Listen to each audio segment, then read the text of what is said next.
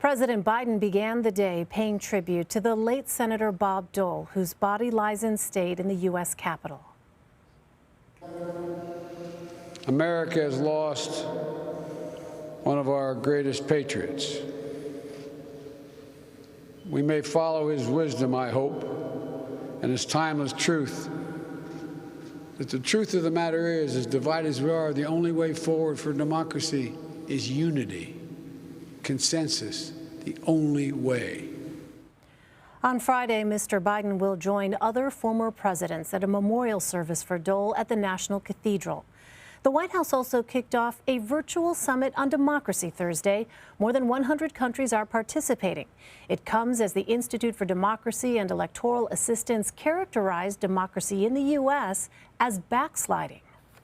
Democracy, government of the people, by the people, for the people, can at times be fragile, but it also is inherently resilient. It's capable of self-correction, and it's capable of self-improvement. And yes, democracy is hard. We all know that. It works best with consensus and cooperation. On Thursday, President Biden also spoke with Ukrainian President Volodymyr Zelensky. The meeting comes as tens of thousands of Russian troops are amassing on the other side of Ukraine's border.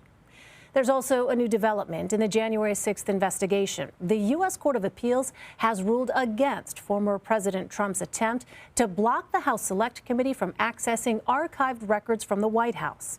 In other developments on Capitol Hill, the Senate is one step away from raising the debt ceiling after a months-long Republican blockade.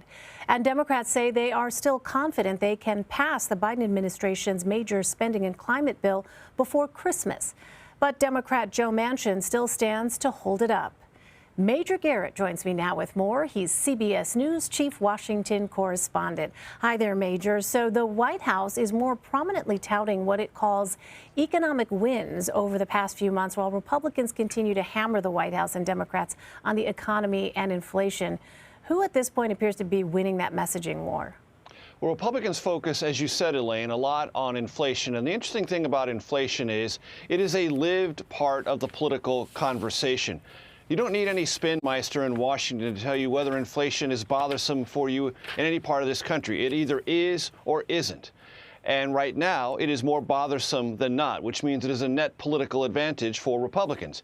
But should inflationary pressures recede, that will be less of a problem for the Biden White House. And that's something that the White House is confident will play out in the next couple of months.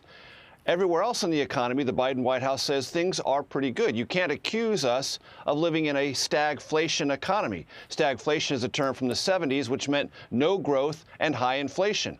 Well, the Biden White House would point to a raft of statistics, Elaine, that show the economy is growing in terms of job creation, very low claims for first-time unemployment benefits, wage growth, and the like. All those other statistics are net positive. Inflation is the one drag. So if inflation gets under control, it could become a net political plus for the White House. It's just not there yet. Meantime, Senator Lindsey Graham is warning Republican colleagues that former President Trump will seek retribution on anyone following Senate Minority Leader Mitch McConnell's deal on the debt ceiling. As you know, the nation's deficit went up significantly under Mr. Trump. So why is he opposed to a debt deal? The former president believes that the debt ceiling provides some sort of magic superpower leverage that Republicans could use to block the Build Back Better agenda. That's not true. Democrats can, if they want, raise the debt ceiling on their own. There are various mechanisms with which they could do that. This one that is currently before the Senate, working its way through the process, is a small cooperative gesture from the Senate Minority Leader Mitch McConnell. Former President Trump has described that as yet another capitulation. What the former president is talking about, though, is using the debt ceiling, which means using the threat of a U.S. government default for the first time in American history as a political tool, as a lever. And that's a very dangerous bit of business, so dangerous that Republicans like Mitch McConnell simply don't want to indulge in even the temptation to use it, because it threatens the underpinnings of the entire U.S. economy, not just for now, but into the future. So the debt ceiling will be raised. Yes, former President Trump will criticize Mitch McConnell vociferously about it, but whether or not that will have any long-term political consequences, certainly yet to be determined. And on this, very crafty, well-experienced Mitch McConnell believes most political of the consequences will not be negative for him or for Republicans who nominally support this assistance they're giving to Senate Democrats. Major, former Senator David Perdue, who is trying to make a comeback as governor in Georgia, says he would have voted against certifying the presidential election results. How do you see the issue of election integrity factoring into the upcoming midterms and beyond? Former Senator Perdue is running against the sitting governor. He's running with the endorsement of former President Trump. How can he galvanize the Trump base? By saying he wouldn't have done something that he wasn't in a position to do. It's a completely hypothetical situation. And remember, Elaine, it's always important to consider this. Politicians of both parties always say, I don't want to deal with hypotheticals, until they do, until they find there's some political advantage in asserting something that they would have done in a situation they were never in. That's what former Senator Perdue is doing. There's completely no consequences to him saying what I would have done had I been in a position that I wasn't in. Nevertheless, it's a signal to those pro-Trump supporters in the Republican Party in Georgia that I think there was something really underhanded or unethical or possibly corrupt about the Georgia election. The problem with that, of course, Elaine, is 3 recounts in Georgia proved that was false. But that doesn't mean Trump-supporting Republicans there don't still believe it. And this is the one way that David Perdue is going to try to make himself more relevant in the upcoming Republican primary, leverage that. And if he's successful, that will tell other Republicans in other states running primary or general election contests that this is a vibrant and vital issue. And it still feels to me, Elaine, that it is a net positive for most Republicans, even though all the fundamental arguments about election integrity, stolen election, are completely false, have no basis in reality, because they are widely believed by Trump-thinking Republicans who tend to show up in greater numbers in primaries, still quite effective. Yes, it's really a sign of our political times. All right, Major Garrett, always great to have you, Major. Thank you very much. Sure. For more, let's bring in Siobhan Hughes and Nicholas Wu. Siobhan is a congressional reporter for the Wall Street Journal, and Nicholas is a congressional reporter for Politico. Welcome to you both. Siobhan, let me start with you. The Congressional Budget Office is expected to unveil a 10-year dissection of the Biden administration's proposed social and climate spending package. How does that stand to impact the bill's fate? This is very significant because this is a part of what's going to flow into decisions by the parliamentarian, among other things, who has yet to rule on some key provisions. To give an example for you of just how this would work, for example, an electric vehicle tax credit scored at a cost of $16 billion. But buried within that credit is a special $4,500 credit for purchasing union-made vehicles. That has never been scored. We don't know how the CBO arrived at the number, what the inputs are, and those details are going to be critical to the parliamentarians' ruling on whether or not that $4,500 for buying a union-made electric vehicle can stay inside. Wow, it really is eye-opening to hear that, because you imagine that being obviously a potentially huge factor in some people's calculations as they look at this moving forward. Well, Nicholas, the Senate cleared the final hurdle before allowing Democrats to raise the debt ceiling by majority vote. Why was this a contentious vote within the Republican Party?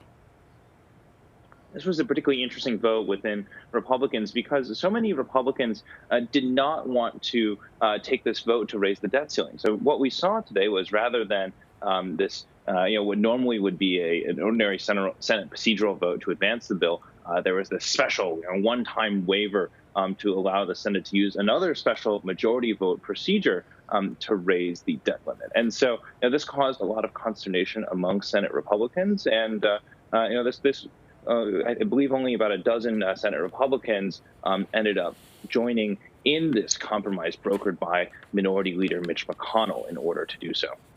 Well, Siobhan, former Trump Chief of Staff Mark Meadows is suing the House committee investigating the January 6th insurrection. What is the basis of his suit? Well, the basis of his suit in large part is he said it's not really a legitimate committee. There were supposed to be more members. There are currently only 9 members. There were a couple of Republican members who the Republicans had tried to appoint to that committee. For example, Jim Banks and Jim Jordan. They are not on that committee. So that's kind of his legal basis that he's citing. There are some practical effects here, though, which is Democrats see this in a lot of ways as a stall tactic, something that kind of bollockses the works and impedes an investigation that may not be in a position to continue if the Democrats lose control of the House next year. Well, Nicholas, you have new reporting on Mark Meadows and the National Archives being in talks over records that he failed to turn over. Tell us more about that. Yeah, so as we reported today, the National Archives confirmed that Meadows, that they were in talks with Meadows about documents that may not have been properly turned over to the National Archives. This comes as the select panel investigating the insurrection really has taken an interest in these documents that Meadows had on his personal Gmail account, his personal cell phone, around the time of the attack. And because he did official business using those, and because he turned over thousands of text messages from them and thousands of emails previously to the committee, that there's an interest in what might be there besides that. So there's going to be some back and forth here, and this could help really shed some light on what exactly communications were like around the White House around the attack. Yeah, because Nicholas, just give us some context, because people may not be familiar with the idea that these kinds of communications, when you're talking about these governmental matters, are required to be turned over. Is that correct, to the National Archives?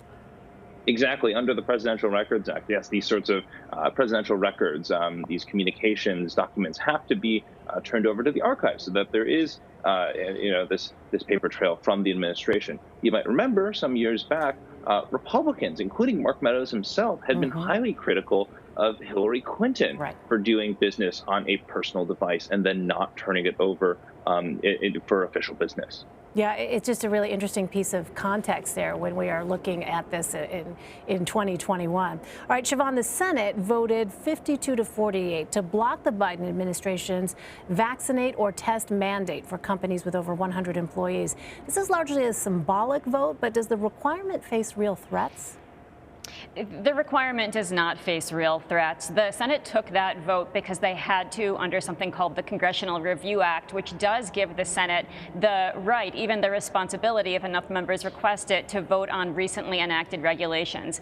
The House is under no such requirement and, of course, is in the control of House Speaker Nancy Pelosi, who is unlikely to schedule that vote. Now, it's worth knowing there is another procedure through which that vote could get to the House floor. This is something known as a discharge petition, where if you can get 218 signatures in favor of forcing that House vote, you can get that vote on the vaccine mandate. But those numbers are not there yet, and so it's unlikely really to go anywhere.